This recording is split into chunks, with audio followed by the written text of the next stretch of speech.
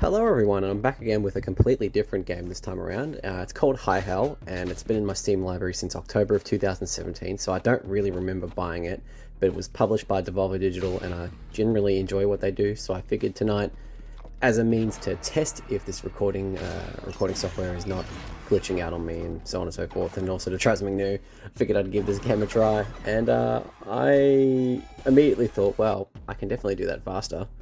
I thought this game was a bit slow. Evidently not. This is a very fast-paced shooter, and I quickly find out that I fuck around and found out pretty quickly because the game does get quite a bit difficult quite quickly, actually. It's difficult? No, it reminds you gotta be on your toes at all times, and I think that's actually quite fun. A couple of quirks with this game, though. I mean, the mouse cursor's back there, so this game only runs in borderless for whatever reason. Must have just been a stylistic choice or something. Maybe the game is, I don't know. Would have been nice to have it in full screen, but preferences are preferences, and mine is to have them in full screen, and I didn't get that, so oh well. But it's a very fun game. I love the art style. I wish I remembered the circumstances of which I bought this game, because I must have bought it to do video content on 9 years ago, but I just simply didn't for whatever reason. Like, I'm almost certain that my computer back in the day would have run this. Like around 2017, if you go back through my videos back then, you'll know pretty quickly, but I had a MacBook Air, and then I had a Dell Inspiron Gaming. It wasn't an Alienware gaming laptop, it was a Dell Inspiron. I remember the model moniker as well. It was like a Dell Inspiron 157567 or something like that. And it had a mobile GTX 1050 Ti in it with 4 gig of VRAM, and it ran stuff quite well, actually. It was a $2,000 laptop at the time, and a $2,000 laptop in 2018 was nothing to really scoff at, really. You don't sort of underestimate the power of those things, but with how graphics tech improved, and the advent of the Xbox One and Xbox One X and PlayStation 4 Pro, games started to kind of quickly go past that GPU, and a lot of games ran on it. I've got a lot of footage from that time, but it's a mobile GPU. They're not remotely as capable as their desktop counterparts. And this was what I meant when I was talking about like a sharp escalation. Like, this game really does kind of kick it up in a high gear. This was a lot of fun, actually. Just through this level and through the next one, just because it was just a lot of interesting things. I love the visual style too. I'm a bit of a sucker for games with distinctive visual styles, and I think this is probably why I bought this game. Don't know what the price for it is on Steam, but it was pretty cool. And of course, once you get spray paint, I didn't really know what to do at first, but then I quickly realized, no, I need to draw a dick. So here's a dick. You're welcome. And then we go straight to mission 3. And this one was where, yeah, again, things further escalated. Like, I enjoy those kind of games that, from the very first, like, move of the mouse, you're like, okay, you've got to be really reactive and all that. And my 27-year-old ass isn't a very reactive shooter player like I once was. Like, I struggle with Call of Duty these days. My bread and butter is with racing games, and evidently I don't do too well at those either, going by some of my more recent videos on this channel, but you stick with what you enjoy, and I guess I enjoy both of these. I just don't play these that well. So, shit happens.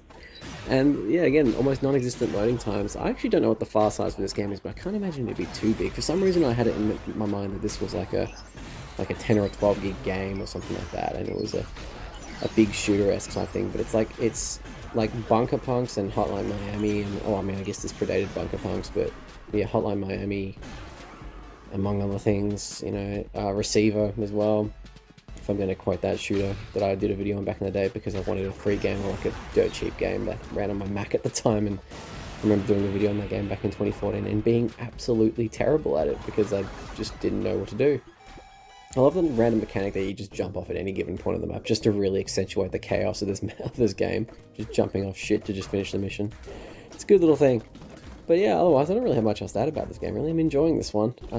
I definitely plan to play it more when I'm in the mood for it.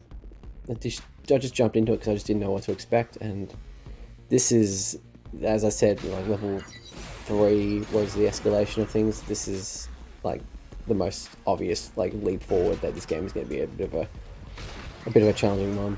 I thought that would have blown up, but it didn't for whatever reason. Enemies just literally ragdolling everywhere. I love that shit too. I'm a huge sucker for that sort of thing. I didn't know where I was being shot from there. That was very cheeky enemy placement there, and you only get like 3 or 4 hits before you go on 2, so you got to be really reactive. And as you can see, I did die. I've died a few times already, and I don't know how I pulled that off, but we take those wins. And there's just it's just enemies everywhere. It doesn't feel like you're being completely overwhelmed though. Like, you know, you often get into firefights with 2 or 3 enemies at a given moment, but you know, you kind of get an idea of where things are pretty quickly. You don't get instantly lasered, which I guess is like sort of a thing of going against that whole difficulty thing, although my reaction time there made me think it was right there. But I didn't actually know where these monkeys were. In fact, I actually just went past one there on screen in post, which is pretty funny to look at actually. But I rather quickly got my bearings and figured out that, hey, no, I've just actually got to look, you know, instead of searching for instant gratification somewhere, I've just got to look. I've just got to use my brain instead of, you know, just thinking it's just going to be there for me. So, this is a bit of a dumbass moment from me, but it's all in good nature. It's all just messing around and playing random games for the hell of it, isn't it? At the end of the day,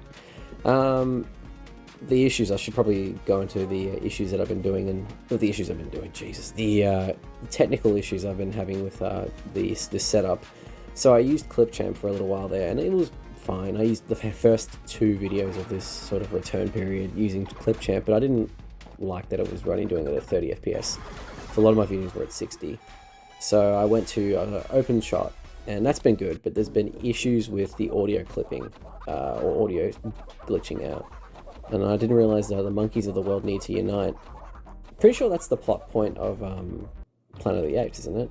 The monkeys overthrow the popular route and endorse socialism. I don't know, something about that.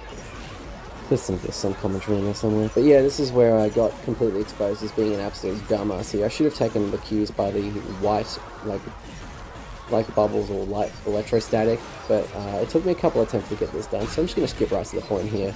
This may or may not have been the attempt. You can see there I rather quickly discovered that yes, I do need to blow that up, and I decided to just run straight in the middle like an absolute idiot, and it didn't quite pay off. Because the monkeys, for whatever reason, took more damage than the actual human enemies did. I thought that was something to keep me on my toes. Evidently not though, because you feel like you're kind of urgently trying to destroy everything here, but then I ended up just doing it just like that. It was like, what, 3rd or 4th attempt, because I'm just that stupid. But yeah, anyway, OpenShot's been causing me issues. Hopefully this video doesn't continue that trend, because I would have liked to continue using it, because I think it's decent software. And of course, cliche, always gotta have one more enemy somewhere. But anyway, guys, I'm gonna wrap it up there. A bit of a quick video tonight, but it's an extra bonus video for you guys. Thanks again for watching, guys, and I will see you all in the next one. Bye for now.